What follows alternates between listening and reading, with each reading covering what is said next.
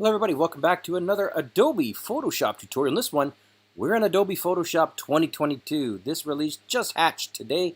It just popped and it's got a great new feature, or a bunch of new features. Let me show you. The first one I want to show you is hover auto masking, or auto masking hover, depending on how you want to call it. But here it is. It's very, very simple. You'll see here I've got a stock image here of three ladies in Mardi Gras type masks or something like that. And I want to select a object, or select one of them.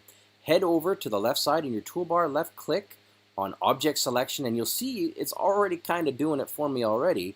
But what ends up happening is you'll see here it opens the object finder, and Photoshop is now finding objects inside here. So we've got this here is an object, it's determined.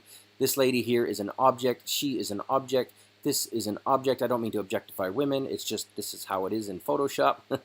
But if you look at this one, I'm going to hover over top of her. And now I've got the object finder. I'm going to left click on it, and it's going to give me the marching ants, which tells us that it's a selection, and it will go all around her in a second, just like I thought it would. It did not do a perfect job.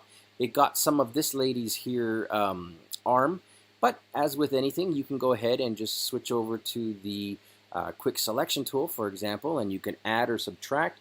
So in this case, I'm going to go ahead and let's just increase the size of that. And let's hold down the Alt or the Option key, and I'm going to subtract her arm there, and maybe this component here, and add that in. Geez, come on, Curtis.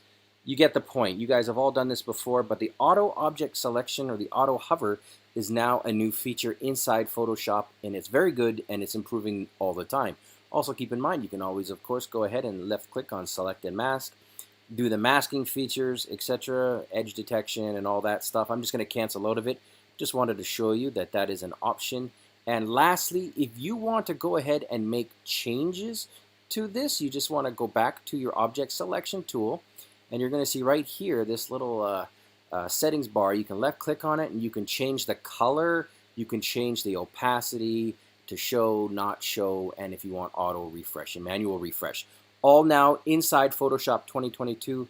I got a ton more tutorials coming up. Stay tuned. Be back soon.